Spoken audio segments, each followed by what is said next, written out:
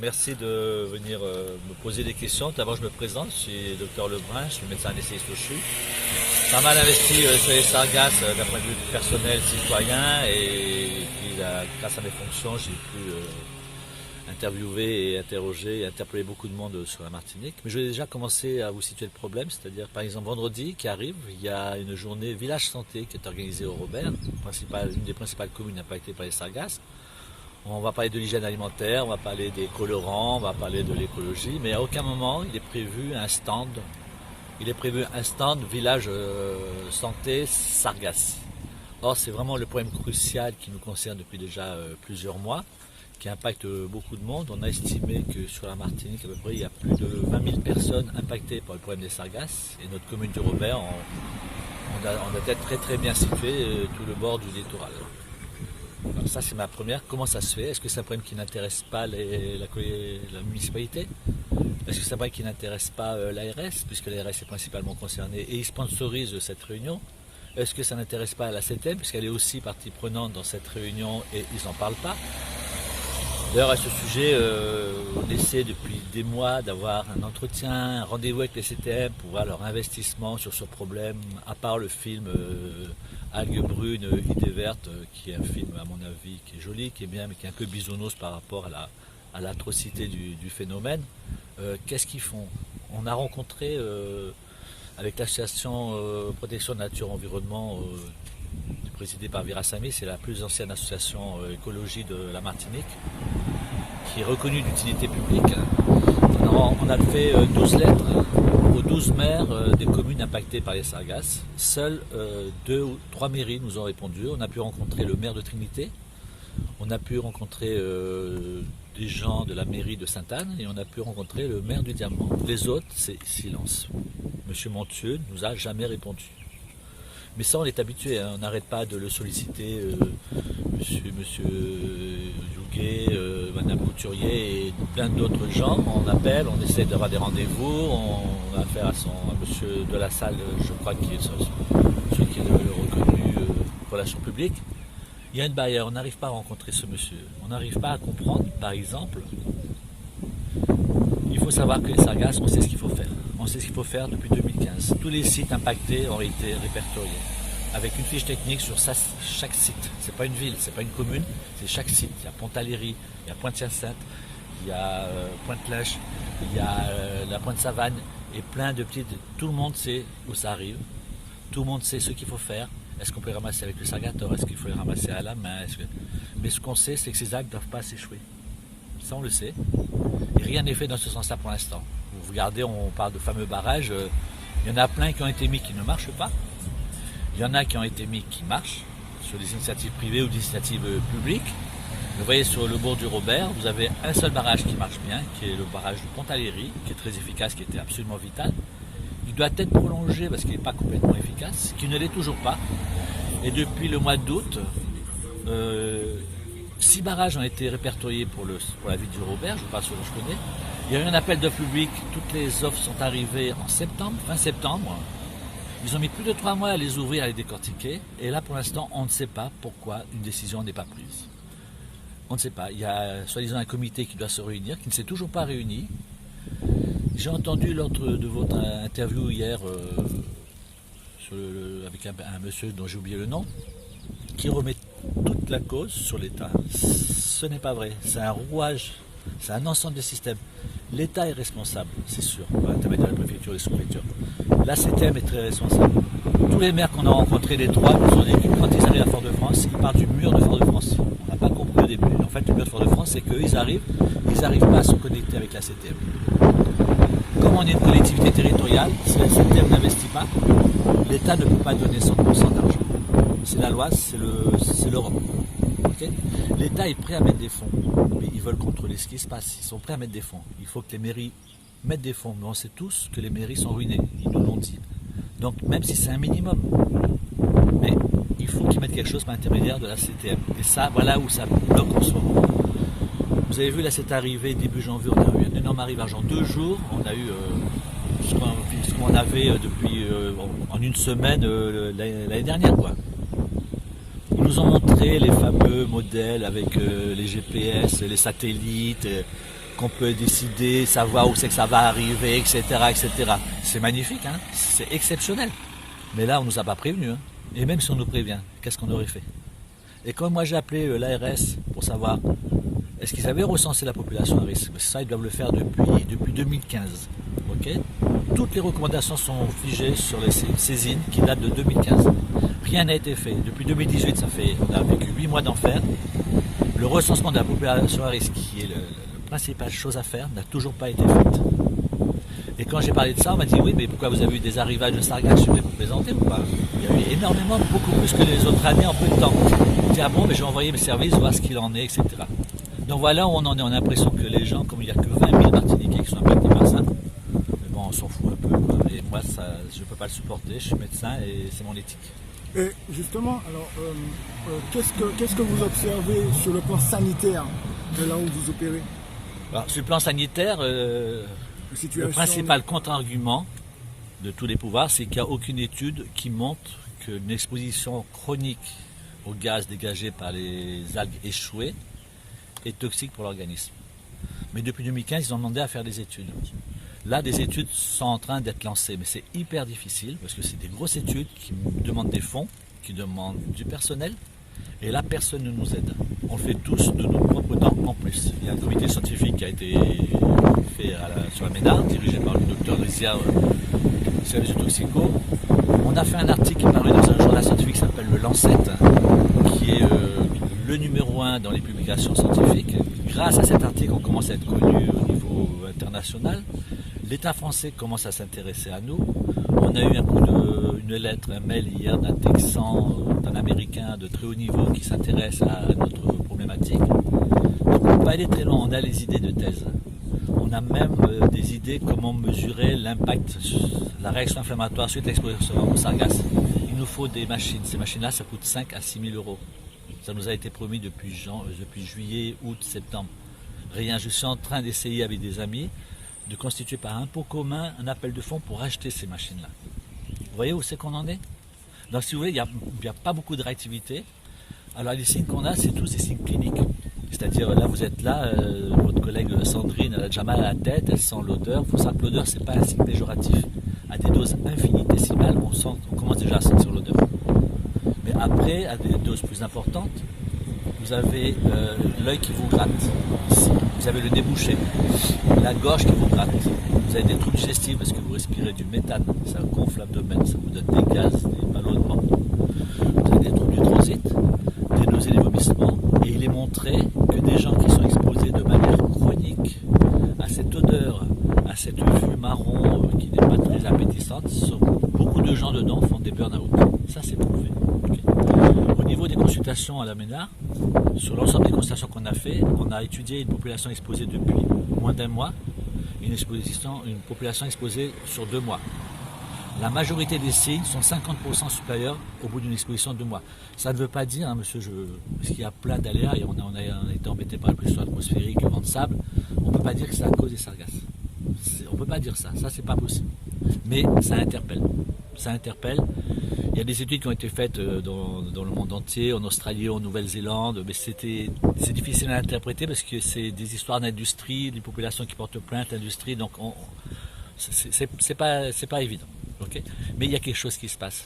Il y a quelque chose qui se passe, exposition chronique, on ne sait pas, il faut s'en méfier. Par contre, ce que l'on sait, ce qui a été dit par le Haut Conseil de santé publique en 2018, c'est qu'il y a des gens à risque. Les gens à risque, c'est les femmes enceintes, c'est les bébés, c'est les asthmatiques, c'est les gens qui ont fait des accidents vasculaires cérébraux et c'est les gens qui ont présenté des cardiopathies.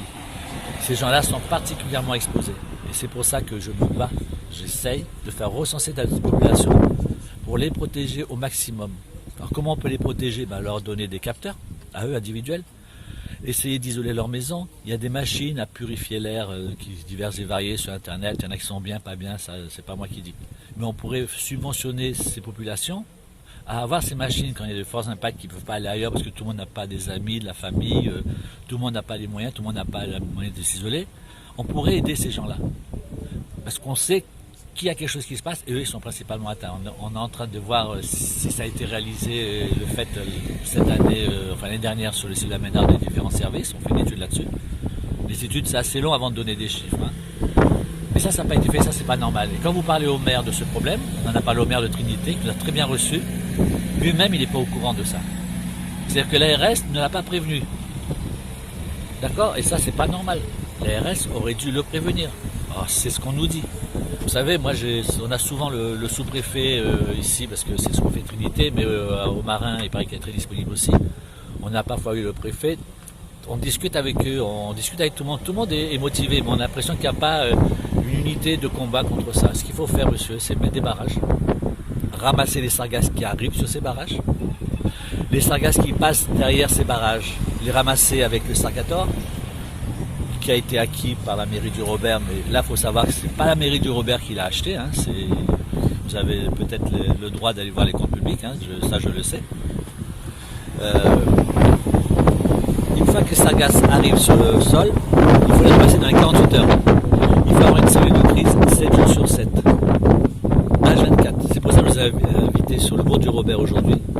Regardez toutes les algues qui sont arrivées depuis vendredi 14h, parce qu'à partir de vendredi 14h, on ne travaille pas, mais je le comprends. Mais on pourrait mettre des situations de crise. Il y a bien des gens qui sont en garde la nuit dans différentes structures, à l'EDF, à l'hôpital, dans les usines, etc.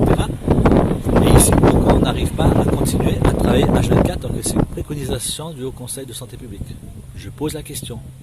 Pourquoi maintenant seulement on commence à avoir des godets avec squelettes, ce que vous avez filmé tout à l'heure? Mais je ne pense pas qu'il y en ait beaucoup en Martinique. Alors qu'il aurait préconisé d'avoir ça avec des godets à trous, des godets squelettes, on fait ça avec des godets pleins. On tue notre patrimoine, on tue la plage parce qu'on creuse. Et les algues, si on arrivait à les ramasser avant qu'elles s'échouent, si on arrivait à les rincer, si on arrivait à les faire sécher dans des bonnes conditions, c'est-à-dire sur une hauteur de moins de 10 cm, qu'on arrivait à les compacter, qu'on arrivait à les broyer, il y a des usines en France, des grosses boîtes en France, il y a des grosses boîtes en Chine qui réclament ces produits-là pour faire je ne sais pas quoi. Enfin, l'usine de Saint-Malo, Algopac, on sait, c'est pour faire des sachets en plastique à base de... Et cette algue-là, elle est très recherchée par cette usine-là parce qu'elle contient pas beaucoup d'eau par rapport aux algues vertes. Mais il y a quand même quelque chose qui est un peu bizarre. Parce que si on observe ce qui se passe sur les îles voisines, qui des fois en reçoivent, ils arrivent tout de même à en faire quelque chose avec les algues. Pourquoi nous, en Martinique, on a cette difficulté? Parce qu'on réfléchit beaucoup, parce qu'il faut passer par l'ADEME qui actuellement fait un appel à des idées, etc. Mais l'appel est déjà lancé depuis pratiquement septembre ou juillet, donc 3 mois après, le temps qu'on est plus... On va perdre un an.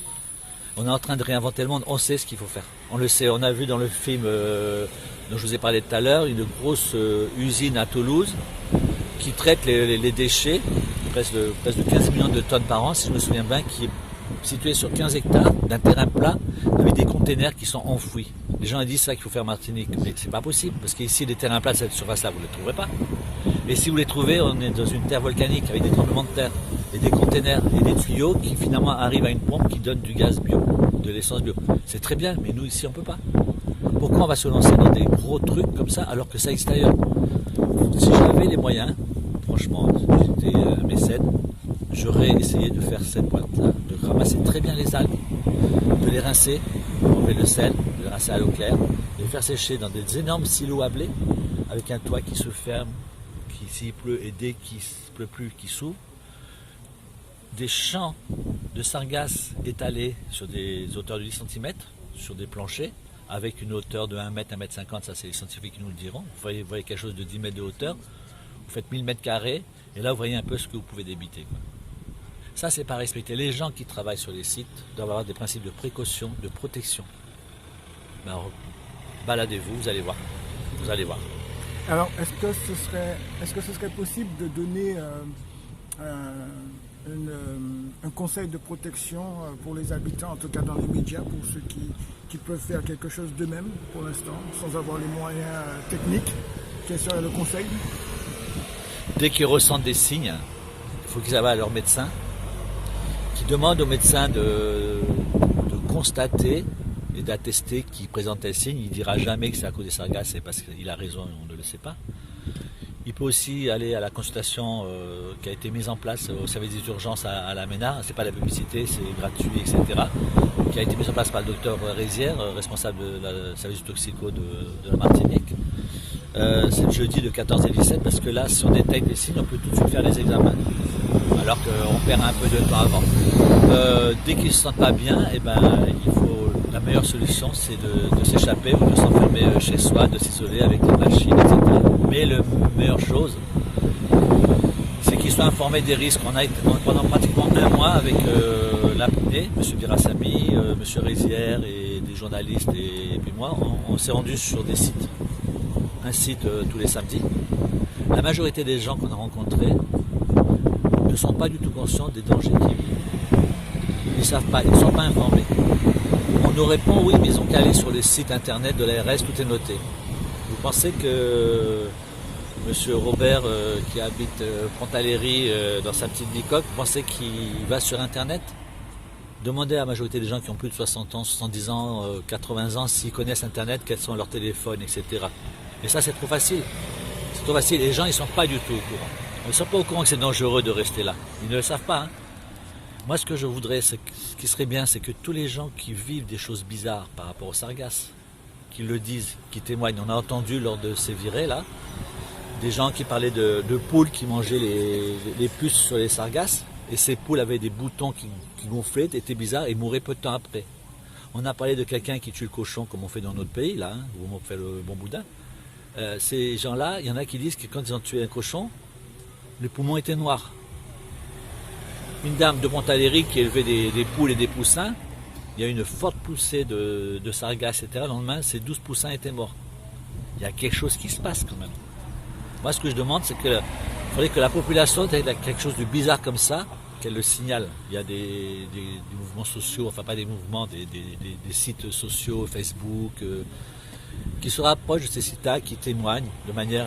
Et surtout, stimuler vos élus. Vous les avez élus, parce que vous avez confiance en eux, il faut qu'ils méritent votre confiance. Et j'ai l'impression, pas tous, hein, mais certaines communes, il y a un silence qui est très lent, il y a une léthargie. J'ai l'impression qu'ils font, comme on fait souvent ici, une opération Molokoï. Ouais. Je ne sais pas pourquoi, quel est le but, mais je sais que derrière, je suis persuadé qu'il y a des gens qui souffrent. Maintenant, je ne suis pas très objectif, hein, c'est mon cœur, parce que je vois des Martiniquais qui souffrent, je vois qu'il y a plein de choses qui auraient dû être faites, qui ne sont pas faites. L'État a tout écrit, peut-être qu'il ne met pas les moyens, ça c'est sûr, hein, peut-être qu'on est loin. Vous savez, en Bretagne, ils ont mis 18 ans quand même pour aboutir à la fin du procès. Hein. Donc ça a été peut-être plus vite en réaction, mais je ne suis pas sûr. Et au niveau procédure, ça a été très très long. Et il a fallu mort d'homme et mort d'animal pour qu'en Bretagne ça bouge. Alors j'espère qu'on n'attend pas ça ici, parce que si c'est le cas, ce ne sera pas bon. Merci beaucoup. De rien, monsieur. C'est moi qui vous remercie de nous aider et d'aider les Martiniquais à ça. Tchébered. Et on reviendra vers vous. Merci. Au revoir. Madame, vous êtes habitante de Savine. Alors, comment vous vivez le phénomène sargasse? Alors, je suis dépitée aussi par les habitants qui habitent au niveau de la côte, parce que moi je n'habite pas, j'habite à l'intérieur des terres, mais c'est démoralisant en tout cas de voir cet arrivage massif de sargasses. Pas plus tard que 2 jours, on a vu les employés municipaux à pied d'œuvre pour pouvoir les enlever, et l'air commence à redevenir respirable. Et ce matin, en sortant du bout, je découvre ce spectacle moi-même, hein, et je crois que là maintenant il y a vraiment des moyens qui devraient être mis, renforcés en tout cas de ce qui se fait déjà. Je sais que la ville a fait l'acquisition de Sargaton, mais on se rend bien compte que seul ne suffit pas. Et indépendamment du matériel, il faut aussi des moyens humains, puisque il ne suffit pas de les enlever. Il y a encore besoin de main-d'œuvre sous la côte, en tout cas, pour pouvoir les acheminer vers le point de transformation. Mais à votre avis, quel serait le plus efficace et le moins coûteux entre le sargastan et quelques filets qui auraient pu empêcher que ça arrive près des côtes? Je pense qu'il faudrait des deux. Il faudrait le sargaton, mais il faudrait, c'est vrai, on peut voir le barrage que la ville a mis en place, en tout cas limité. Ça n'a pas résolu totalement le problème. Mais vous savez comme moi, la mer appartient à l'État.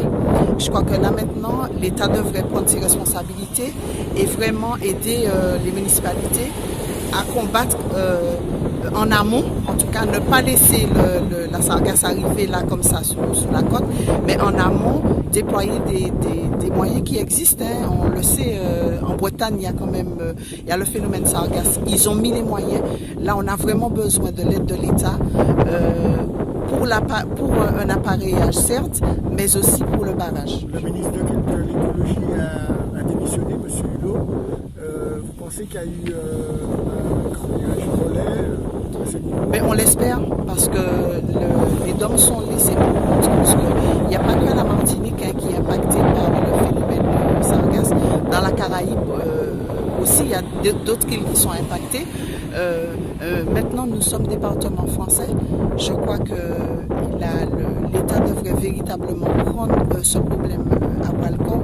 Je crois que la population devrait s'ériger véritablement contre ce phénomène qui a un impact fort sur la santé. Les personnes les plus fragiles sont les premiers exposés, mais on se rend bien compte que même sur cet espace où il y a beaucoup de personnes qui font du sport, ils sont obligés de changer leur secteur, leur périmètre à cause de la sargasse qui commence à envahir l'intérieur des terres. Chose qu'on n'a pas connue en juillet. Vous pensez que si toutefois ce phénomène se faisait aller du côté de Saint-Trope, qu'il serait déjà résolu? Je pense, oui. Je pense qu'il faut des moyens financiers très lourds, que l'État s'implique. Il faut vraiment que l'État s'implique parce que je pense que toutes les municipalités côtières ont fait de bonne volonté, mais on se rend bien compte que la bonne volonté ne suffit pas et ils ont tapé beaucoup dans les caisses pour essayer de résoudre ce problème. Je crois que là, on est obligé de se rendre à l'évidence. Il faut véritablement un effort significatif, en tout cas de l'État, pour permettre de résoudre ce phénomène. J'ai cru entendre que les Gilets jaunes de Martinique avaient inscrit des revendications dans le sens de faire évoluer le problème sargasse. Est-ce que vous pensez que la population devrait se rapprocher auprès des Gilets jaunes? Je pense, parce que c'est un problème de santé publique. C'est pas simplement, il ne faut pas qu'on se dise que seulement les personnes qui habitent, je pense notamment aux habitants de Montalegui, ils sont enclavés par rapport au sargasse. Bon, il y a une autre problématique, c'est que la ville ne peut pas intervenir à travers les maisons. Tout se fait par la mer. Et bien, toujours on revient à ces moyens-là. Je pense que la population devrait véritablement se soulever. Gilet jaune ou pas, je crois que ça nécessite, oui. Il faut vraiment se mobiliser pour cet aspect-là. Parce qu'aujourd'hui, il y a des études qui ont été faites. On sait déjà qu'il y a un impact, mais je pense qu'on aura peut-être des surprises désagréables plus tard au niveau sanitaire. Donc l'ARS devrait s'investir. Voilà. Merci beaucoup, madame. Merci.